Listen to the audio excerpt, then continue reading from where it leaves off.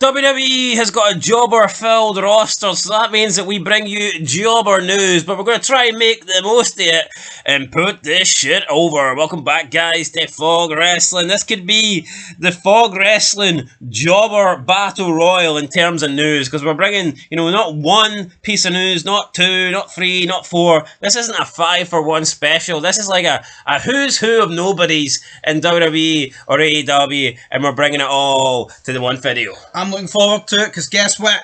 I hate doing separate vids on jobbers, so why not combine them? Makes it half interesting. I mean, it's difficult to talk about a bum for 10 minutes straight, so today we're going to be talking about a lot of bums. And speaking of two bums that were the only reason these people got over, we're going to start with the Bella twins. They were pretty good at shaking their ass on Total Divas and Total Bella as well. Could we be getting a total reunion, a total return from the Bellas? It looks like it, because Brie Bella is potentially returning to WWE for Evolution 2, the premium live event that features just the women. Am I surprised that they're having Evolution 2 and then all of a sudden the Bella twins are coming out of the woodwork wanting to get another payday, wanting to get the spotlight? Absolutely not. But according to TMC, Nikki's sister Brie could be making a return to WWE. This is what they said. They said, quote, "A source with direct knowledge tells us Nikki's twin is in talks to unretire and help her sister kick some ass at the promotion's all-women pay-per-view event, Evolution, next month. We're told Brie is pissed about Morgan, referencing Nikki's highly publicised split from Artem Shiganevest, who was arrested for domestic violence in August 2024, resulting in the couple's divorce a month later." End of quote. Actually turns out that she attacked him, but I mean, whatever. Not gonna die on that hill. Not gonna just gloss over that wee detail. She's also paying him money for the kid as well, and she lost the custody battle. But whatever. Nikki's also stated that she will be at the June 16th edition of Raw, which I believe is this upcoming Raw. So yeah, we're getting Nikki Bella back on Raw. Nobody really wanted her, but she's going to appear on the upcoming Raw, and fans are now speculating that it could be the Bella twins challenging Liv Morgan and Raquel Rodriguez for the women's tag team titles at the Evolution 2 Premium Live event. I think this will probably happen, to be honest. Makes sense. Bella twins will be sniffing around, looking for a spot on that card. And here, I think the tag team titles at this stage is probably about the biggest spot they could hope to get. No, you're bang on the money, because who else is going to take them on in that tag team match other than the Bella twins? What'll happen is there'll be a 2-on-1 beatdown. Liv Morgan, Raquel Rodriguez beating up Brie, then Brie Mod, and then she'll come out 2-on-2. Oh, the Bellas. Michael Cole dumb it down. That's the twin. That's Nikki's sister. And they're defending themselves against the tag champs. Adam Pearce, will you make it official, buddy? I need a drink of bleach. Yeah, bleach. I think that's what you would drink if you had to watch the Bellas every single week and pretend that you love the wrestling. The Liv Morgan, no, this is beneath her.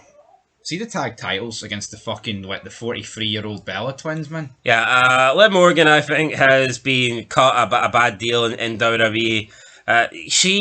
Listen, there was definitely room for Raquel Rodriguez with Morgan in the Judgment Day, but it should have just been pretty much as the enforcer, the muscle for Liv Morgan. Hell, if you want it, maybe Morgan I'm not saying you can't have Raquel Rodriguez compete for the shitey jobber IC title, but for me, Liv Morgan has proven that she is a women's main eventer in 2025. Our last couple of years were good, and I just think once that, I don't know why WWE do this, but look at Austin. See, when Austin was the man, or The Rock was the man, when did they really go for tag titles? Unless it was just like a short time. Yeah, Austin and Triple H did it as the two-man power trip, but more often than not, when would Austin ever be like, you know what, I have no interest in that world title, I'm going to spend 6 months carrying tag belts? Didn't it happen? Would never happen. But for some reason, it's happening with Liv Morgan. Yeah, and also they had, during that period, the Brothers Destruction Night, they had the belts, and they were challenging Triple H and Austin, and the world title was involved, and the IC title. Every title was involved. Look how good we had it. Yeah, what do you get now? Fucking he wrapped in home, man.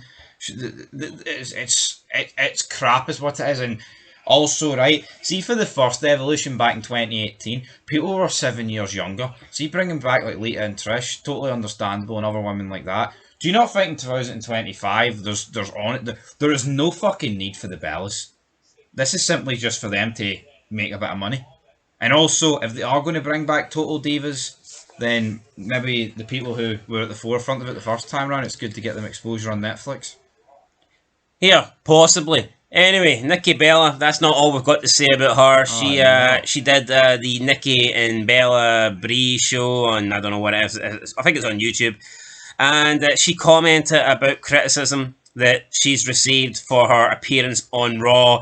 Now she went off on a a bit of a tangent here, a bit of a rant, but I'm only going to pick out a small section of it because I just don't really feel the need to quote her, for an entire like 10 minutes. But let's get into it. So she says, "Quote: They'll hear about you paving a way because somebody will make comments when Io Sky said that to me. But what they don't realise is paving the road isn't just about doing moves and what happened in the ring. It's also what happened outside of the ring and what it's done for women's wrestling as a whole. And I get for some of the young people or some of the ignorant men, let's just be honest, I don't even give a shit. They don't get it because they're just thinking moveset and they're thinking wins and championships. They don't think of the overall picture, and the majority of the time it's because they're not a woman. They've never had to fight for what we had to fight for. Not only are they not a woman, they're not a WWE superstar, so they don't understand it, right? But so a road paved is women that did so much than that because they were fighting to do more of that moveset, more of what happens in the ring. So there had to be a huge fight outside of it. End of quote. Like, I honestly, I don't know what the fuck she's talking about here. Basically saying that people that don't think she paved the way are ignorant men. Well, what about the female fans that are shitting on Nikki Bella and they don't rate her or they don't believe this whole she paved the way, she's a legend? I mean, I don't understand that. It just seems like a fucking dig at men for some reason. No, that's all it is, man. It's a dig at men. You're right. There will be female fans out there. It's just it's all the fucking got. It's like there's no accountability anymore. It's almost like, oh, anything we do bad, we'll just blame men, and we had to fight for it. And Yeah, we had to do but this. she's a fucking arsehole because, right, I will agree with one thing, right? She says that they don't get it because they're just thinking moveset and they're thinking wins and championships. Here, a lot of wrestling fans are retarded. A lot of wrestling fans, they think that, Will Ospreay can do 1,000 moves and, Kevin Nash can only do 4, so Will Ospreay's better, right? Oh, Will Ospreay's won a bunch of jobber titles in AEW and LA Knight's only won like a US title, so Ospreay's better. Like, some people do think like that, but the fans that think like that, they think like that. First of all, it's not just male fans. You get female fans that think that way too, right? That don't really understand anything about the wrestling business, and also they think about they apply that logic for both the men and the women on the roster. It's not just that they only hold women by those standards; they hold the men by it too. What is she talking about? She's saying that male fans don't look at, or female fans, whatever, both of them don't look at the men's division and base them on the same logic. Oh, the moveset. So what? So male fans look at Asuka and go, "Oh, Asuka has more moves than Nikki Bella, so she's better than Nikki Bella." But then they look at the main roster and go, "What? Oh, Great Khali's got 2 moves, but Ricochet's got 50, so Great Khali's better." Like, what is she talking about? Yeah, it just seems like a rant here that's went off the rails, and then obviously resulted the low hanging fruit attacking the men. But you're right. Females will point out the same flaws about the men that men will point out about the females, but in ring ability, it's just pathetic, man. It's just spewing shite for the sake of spewing shite. And Oh, they don't know what we had to fight for. They don't know the roads that women paved. You didn't pave fucking shit. How did you fight for it? by getting in a relationship with John Cena, sleeping your way to the top. Yeah, maybe men can't relate to that because that opportunity is not there for them. Hey, maybe men in the real world have to fucking work hard to make it, and then not just sleep with the top guy in the company, Nikki fucking Bella. What a tard! Cena's fighting her way to the top. It's fucking retarded. You're right. It's like She didn't do fuck all. She's just employed in the company, and they went, "Oh, we're going to push you." She didn't fight for shit. and that's it. Look at Molly Holly. She had to shave her head just to get on the fucking Mania card to have a match of importance to actually take place on it. Anyway, I think I'd say that's more fighting my way to the top. Actually willing to make a sacrifice. What would Nikki Bella do? we've talked enough about bloody the Bella twins. Let's move And on. also lecture. Them burying men after what she fucking did. The big Artem arsehole fucker. Get in the bin. Yeah, I just don't get. I mean, I don't know. Most female fans don't like the Bella twins either. Yep. So More free time to do their shitey podcast because they don't have to look after their kid. speaking of podcast, Shotzi Blackheart was on the Dari and Tony Unwrapped podcast, which is former WWE star Sonya Deville and her lesbian wife. So they've got a That podcast. sounds like fun. Shotzi was on it. Well, she talked about wanting to go to AEW and kiss hot women. Maybe she wanted to, I don't know, kiss these two as well. But she spoke about her hiring process with WWE. Basically said that they weren't going to hire her because they found some photos of her on the internet that they weren't too pleased with. Shite. But then AEW started, and apparently WWE panicked and went, "No, we'll take you." How fucking pathetic is that, by So the way? this is what Well, I was like Austin, wasn't it? this is what Shotzi had to say. She said, quote, "So my time was like weird because I got there, so I had like a weird thing where I got signed in 2018 and then they were like, never mind. And then like AEW started blowing up and then they were like, and then they hit me up in 2019 and were like, never mind. We are like actually going to sign you up. Can you start in like 2 weeks?" End of quote. What is it with? Oh, and then like this happened, and then like they got back to me, and like and then AW started, and they were like, "Can you maybe like start in 2?" What is it with saying? I mean, I know with Tony Khan, the guy says great sometimes, right? And that's fair enough. He's trying to put his own. You can argue with Tony Khan. He's trying to put over his product, and maybe the use of great is in there too much. I mean, I get that it's overdone, but there's like no reason for her to legitimately say like every time, like, you know what I mean, like. It's telltale signs of a liar, that, isn't it, though? That's what it is. Or someone that, I don't know, just isn't comfortable talking, perhaps. Yeah, this is the same windy licker that turned around and said, "Oh, I need more than 3 minutes." Well, you got about 30 seconds there and you put like in more times than you had fucking matches in WWE, so... Yeah, she went on to elaborate, and she says, quote, "I was over the idea of WWE at that point. I was just, okay, well, like, I'm coming to terms that WWE is never going to sign me. I was not signed because of, like, background check stuff. They were like, I had risky photos up which I don't even think are risky now, but they were like, oh yeah, no, that's not what we want out of our WWE superstars. So I was like, I was under. I just thought that, okay, then that's it for me. If that's what they don't want, they're never going to change their mind about that. But no, then like, not even a year later, they hit me up." End of quote. Like...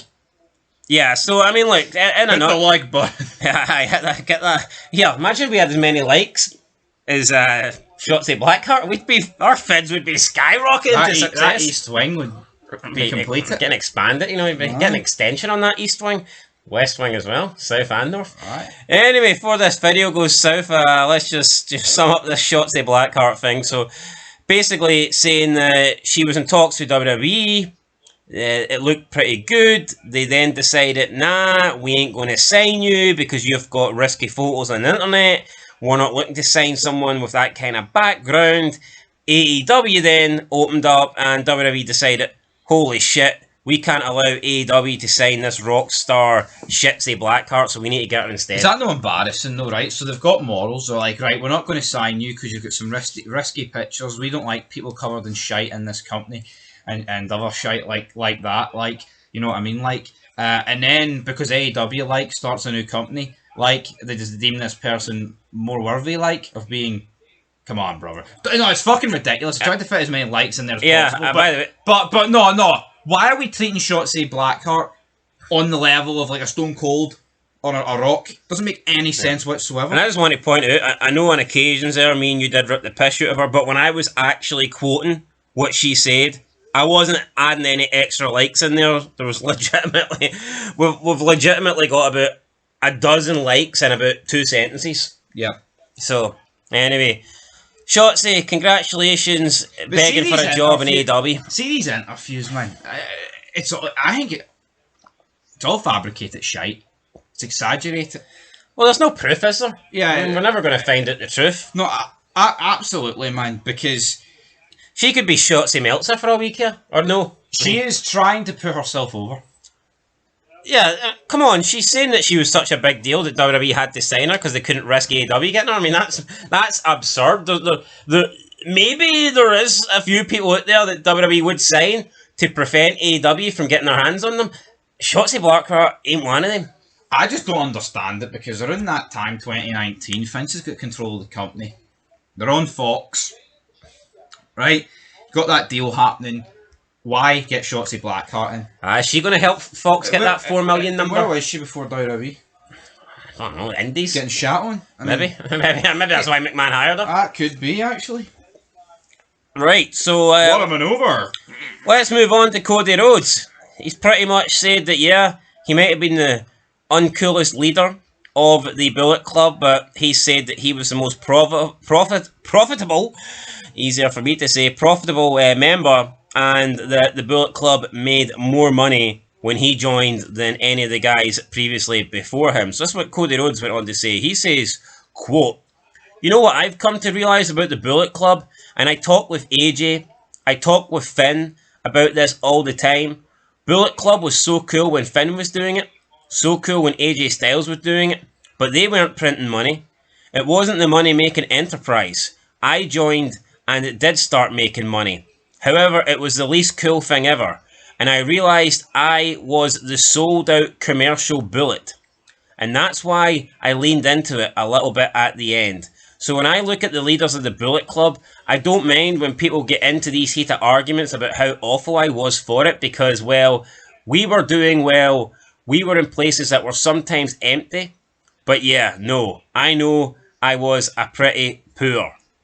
End of quote. Pretty poor what? Pretty poor leader, pretty poor member of the Bullet Club. Cody Rhodes fucking sucks. Doesn't matter. He's an incoherent grandson of a plumber fucking jobber. That's what he is. Sucker ass. But, I mean, come on. This guy, where's the proof? Cody, show me some proof, right? I was looking into this. I cannot see any signs that Cody Rhodes in the Bullet Club was more profitable or made more money than AJ Styles or Finn Balor. What I can say is, I think the Bullet Club were a lot less relevant when Cody Rhodes was the leader. Bullet Club, if you look at Bullet Club in their so-called prime and when they were talked about the most and when they seemed to be at their most intriguing and when they just had people talking about them more, it was around the time when Finn Balor was leading it and then when AJ Styles took over. When Cody Rhodes was in charge of the Bullet Club, it pretty much was on the decline. He's even admitted that it was so uncool and that people regard him as like the worst member or the worst leader. So I don't know why he thinks being the worst leader translates to the Bullet Club making money. Austin's one of the greatest of all time, arguably the greatest, and arguably made the most money. See if Austin came out and said he sucked, then the likelihood is he wouldn't have made money. Because if you suck, you don't tend to make money. Yeah. But Cody Rhodes is admitting that he sucked in the Bullet Club and it was uncool. So why would the Bullet Club be more profitable? Why would the Bullet Club be a printing money machine when he's admitted that the Bullet Club was better before he joined? It just doesn't make any sense to me logically. Now, I cannot find proof. I've looked into it, not that hard, a few minutes, but I cannot find figures, financial, examples. But just based off the fact that Cody is admitting that it was uncool when he was in charge, but it was super cool when Finn and AJ was in charge, I mean, that would tell me that it would be more likely to be making money when the cool guys are I at the think top this of the table. prick is just rewriting history, right? It's, as you said, I don't have the numbers. Nobody apparently has the numbers, right? I would like a bit of proof into it. But if we think back to like the mid 2010s, Cody Rhodes got released as fucking star boy. He quit in 2016, didn't he? Or he released quite shite jobby. He was fucking flat as a pancake. See, Put it this way. see those years when AJ Styles left TNA and he was doing Japan. AJ Styles was big. Yeah, he was wanted. He was in demand. Yeah. I mean, Cody, when he left his WWE Stardust, who really cared about the guy? And why is he talking about the Bullet? The Bullet Club. Why is he even talking about the Bullet Club like this is some sort of flex? And then he buried. He's like, "Oh, I made the most money, but I was shite and it was awful." Did you know that? Did you actually know he was in the Bullet Club? No, But you knew Finn Balor and AJ I Styles. knew they were, and that kind of tells you all you need to know. That tells me that the Bullet Club wasn't relevant when he was in it. The people I associate the Bullet Club with Finn Balor, Styles, the Good Brothers, Kenny Omega. aye, but never fucking this guy. A bit of a strange one, but there you go. Cody Rhodes believes that he is the man. He's the man that brought money to the Bullet Club. We're certainly not bringing much money to WWE. At least he's not bringing any entertaining shows. That is for sure. Chelsea Green came out. She said that she wants to make it into Hollywood. She wants to be the first female to break through. Well, I mean, she's not in a movie as far as I'm aware, but someone that is in a movie and just landed an action role thriller is Jade Cargill. Yes, it was reported by Deadline.com that Jade Cargill is set to make her acting debut as she has landed an acting role in the Harlem set action thriller True Threat, alongside Jonathan Majors and directed by Gerard McMurray. I believe that Jonathan Majors is the man that was in Creed 3, and I believe that he's also been in some like Marvel stuff, and I think that he was also in some Hot Waters, was he not, last year? Jonathan Majors, let's find it. So this guy, if this is the guy I'm thinking of, I recognise the name. Jonathan Majors, I think was he almost getting cancelled last year or something?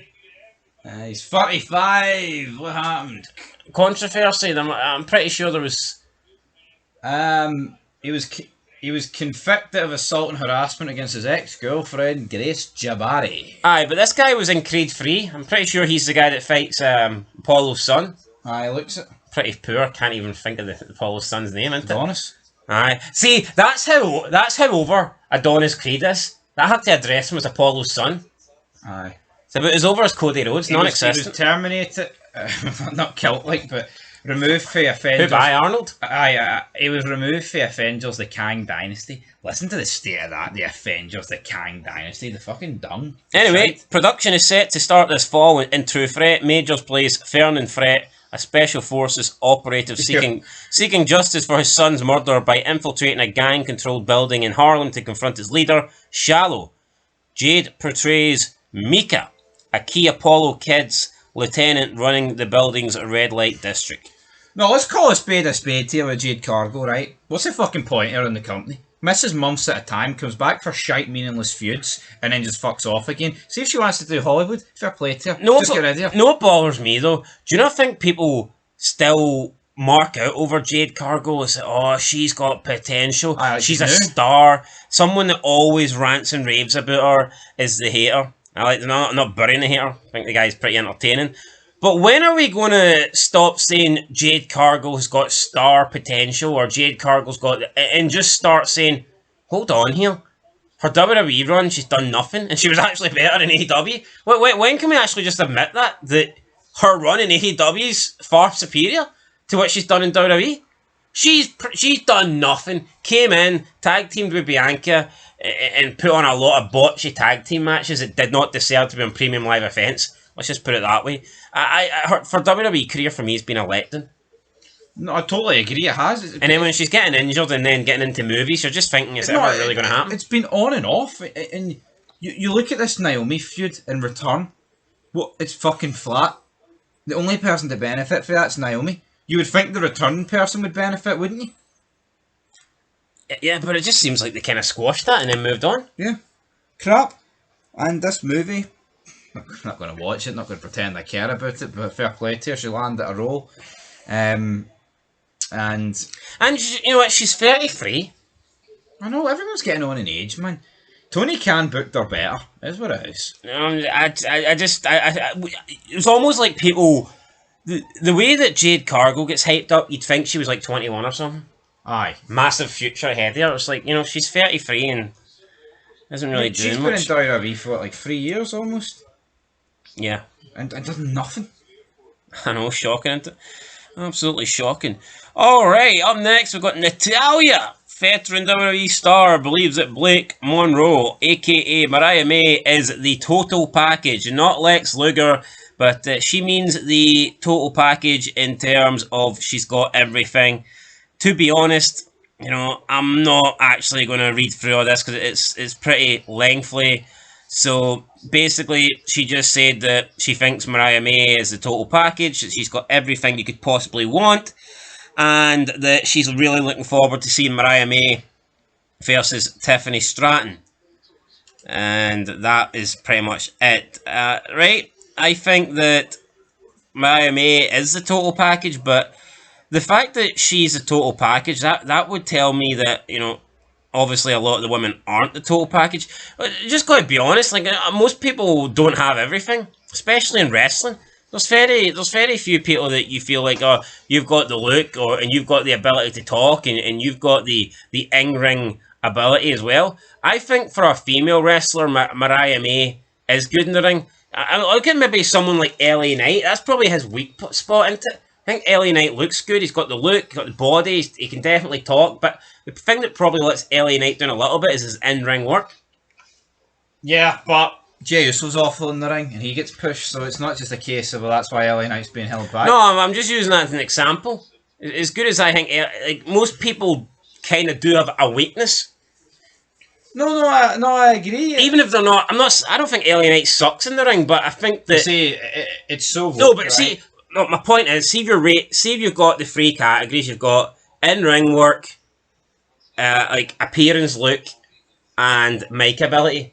If you're ranking out of 10, what score does LA Knight get lowest in? It's definitely in-ring. That's the point I'm trying. And I'm not burying LA Knight. I know my problem is here, right? We both agree that she is a total package, as close as you can get to, as a woman, right? But with the men, you feel like they would critique each other a lot more.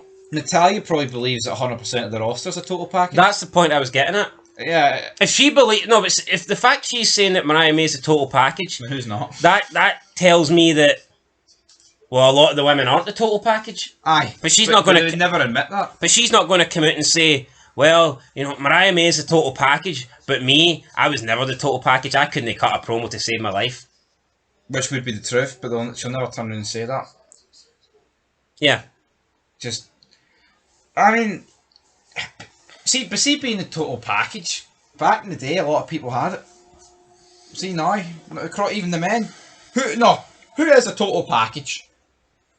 That ain't like somebody of the past in WWE. Like men. It's hard to think. Honestly, it's guys you like, but... I mean, I like Carmelo Hayes, but his size doesn't do him any favours. No, absolutely. I like Joe Hendry, but I'm not going to sit in ring's pretty shite. Yeah, he is a bit limited in ring, so yeah. But that's what Natalya thinks. So yeah. But according to Natalya, she probably believes that every female has the total package. So don't really know what point she's trying to make. Up next, we have James Storm, the former TNA man, the cowboy, the beer drinker. He's explained why he didn't sign with NXT. Basically says that Triple H wouldn't bend. Triple H wouldn't give him the contract. Triple H wasn't willing to match what TNA were giving him. And keep in mind, this, I believe, was around 2016, 2017 when TNA was... TNA was going downtown, man. So do you know what I think is a massive missed opportunity in wrestling? I think, well, maybe that's a bit extreme. See, around like 2015 and 16, I think a big missed opportunity is the fact that a lot of these guys that were big, reasonably big in TNA Invasion, yeah, got just put down to NXT. Bobby Roode, Samoa Joe, This guy got brought in and But just it's put like, out. WWE didn't even need to buy TNA or be working with TNA. You could have just done something similar, like have them as a faction. No, But you don't even have to mention TNA. See if you just put a bunch of TNA guys in a faction and have them come out and do something similar to Nexus. But like, holy shit, these former TNA guys are coming over to take WWE. No, I understand your point. Just look at when TNA did the ECW invasion. They didn't have the rights to ECW, but it was still a bunch of ECW guys, and we knew what we were getting. Yeah, but WWE could have done that with TNA guys. I'm not even talking about a TNA invasion. I'm just talking about they wasted years of these guys' prime on the fucking developmental brand. I agree. They could have. You look at Bobby Roode, James Storm, Even somebody like Eric Young. especially when they had the brand split back then. That these could have been legit main event guys, fresh main event guys that we'd never seen in WWE before. But no, they bring them in and they chuck them on NXT. You tell me that James Storm and Bobby Roode and Samoa Joe, you tell me these guys aren't... Like, AJ Styles was the only one that got called up straight up to the main roster, but it was you're right, it was a missed opportunity. Like, they put Joe and Bobby Roode in NXT, waste years of their career. Like, even look at Bobby Roode, the guy never even really got a shot on the main roster. No. And there's probably other people that I'm forgetting. Name me other people. Can't think off the top of my head, but I suppose back then NXT was more of an indie thing. It wasn't really considered development. So probably Triple H wanted to keep all those guys for himself. Yeah, which is just, it's crazy. And I think around that time is when WWE's main roster was very stagnant. Yeah, it could have done with these guys coming in and going straight into the mix, because it worked for AJ and it could have worked with these guys. But anyway, this is what James Storm said with Chris Van Fleet. He says, "Man, it was a lot. Mostly had to do with my family. Had a little bit to do with money, which is not like they didn't pay him a lot of money, so he's not coming. It wasn't like that at all. They gave me a contract. I went home and I got a call from William Regal. He goes, 'Hey, we definitely want to sign you.' I was like, 'Oh, great.' So I was going to sign the contract and all that stuff, and then he asked me, 'Can you tighten up a little bit, lose a little bit of weight?' I was like, 'Yeah.' I busted my ass and I lost 20 pounds. I got in really good shape. When I got back down there, everybody's like, 'Oh my god, you look totally different,' because I always tell people, you give a man motivation, he'll work his ass off for it. So I did it. And then, when I got down there, the contract had changed. They added 25 more dates, but the money didn't move. I even told him TNA had offered me another contract to come back because they heard about me wanting to sign with WWE. I said, 'Look, this is what TNA is offering me. I'm not trying to hold this over your head at all, because you don't have to match this at all. I'm just saying this is what I'm willing to give up to come and work for this, but it has to be right. Because my wife, she wanted to have another child at the time, but she had to take the shots and all this stuff. So I was basically kind of giving that up as well, because I was going to be on the road a lot. We came to an agreement, and she was like, 'Well, if they can just give you this, then you have my blessing to sign.' Hunter, Triple H, is like, 'I just can't do it.' I was like, 'Alright, well, I'm sorry. My wife gave me permission not to sign, so I'm going home.' 3 days later, Canon Seaman calls me. He goes, 'Hey man, Paul wants to know if he can call you.' I was like, 'What, Hunter?' He goes, 'Yeah.' I go, 'He has my phone number. I just talked to him not too long ago.' He goes, 'Well, since you're not signed, we had to go through the proper channels, and I had to make sure you're on a recorded line.' I was like, 'Well, whatever. Yeah, he can call me.' So he called me, and I talked, and he's like, 'Look, you're not going to be here long, because Vince loves characters, and you know how to work, so you'll probably be shipped off real quick.' I was like, 'Well, can you give me what I was asking for?' And like I said, it was not much at all. And he's like, 'No, I just don't have the authority to do that.' I was like, 'I'm sorry, man. I'm going to have to say no.' End of quote. So, Triple H, they had more dates to his contract. They don't improve the money. He shows them what TNA is offering, which is a lot more than what WWE's offering, or at least, substantially more than WWE's offering. Doesn't even want WWE to match what TNA is offering. Just wants WWE to improve it slightly, get it closer to TNA. Triple H demands that he needs to speak to him on a recorded line.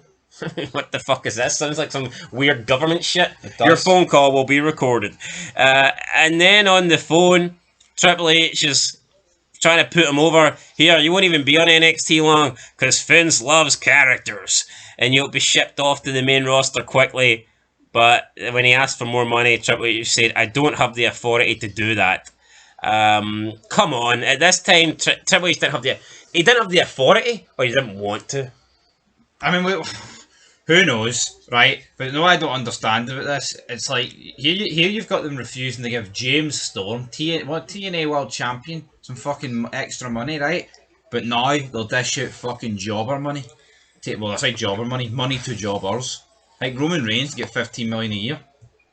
But someone like James Storm's not worth an extra, what? You know how much? I mean, we could be talking like 50 grand or something. Yeah, which is insane. Anyway, he also went on to say, quote, that was the hardest phone call I think I've ever had to get off the phone with a man. Usually I just hang up.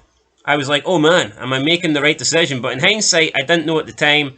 But it was the right decision for me and my family at that time because I was able to have my son, that's 8 years old now, and everything. So I can't imagine what if I would have taken that. End of quote. So, I mean, listen, he has a son now, probably made the correct decision. Some people in the article, comments of it, are bashing him, saying you could have had a run in NXT, you could have now been a producer on WWE, but so fucking what? So a producer in WWE, A lackey job. All they do is produce shite. I mean, screw that shit. But yeah, James Storm for me definitely could have been a main event guy and a world champion. And last but not least, you know what, Damian Priest, I ain't quoting this shit, but he basically talked about what he was doing before he got signed up to WWE, and that he wanted to ride first class because he was big and he was hurting and he was sick of being like squashed like a sardine, I guess. And then WWE decided they were going to give him first class travel, and he says thank you because he doesn't know how to politic. Some bullshit like that. And then he finished off this, and this is on Cody Rhodes. What do you want to talk about, by the way? And if I don't recommend it, but he finished off by saying he's inspired by Rhea Ripley. He said, quote, she inspired me to be like, you know what, no matter what I think I can or cannot do, I'm going to try to do it anyway. Because everything else seems so simple compared to what she had to do. End of quote. Right. What does he, that's just pandering. What does he mean? Everything else seems so simple compared to what she had to do. What did she have to do? Yeah, no. What hardships has Rhea Ripley had to do? Shite promos on NXT UK. I'm sick of this, man. It's almost like if you're a woman, automatically things were tough and the whole thing was against you. You were against the grain. There was nothing you could do, and it was always going to be hard, but you managed to fight through it and get to the top. It's fucking embarrassing, man. Do any of these guys have a fucking nutsack between them? I mean, she did change up her look drastically, but I don't think that was a to get over thing. I think that was her own personality. Yeah, I don't fucking understand it, man. I don't. It's pathetic.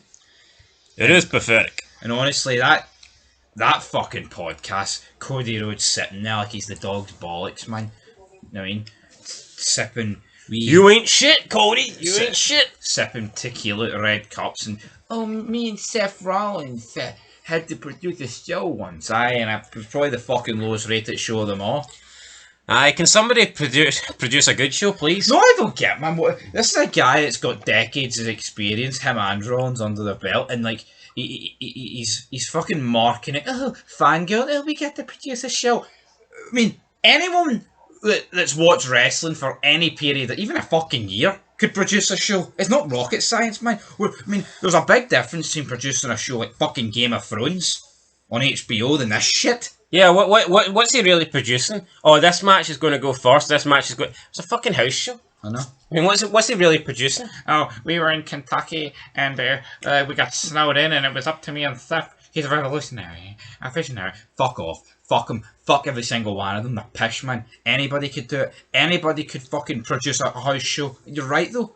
I mean, literally, you're right. Because, see, look at Total Extreme Wrestling. I produce some good shows. I don't brag about it. Apart from right now.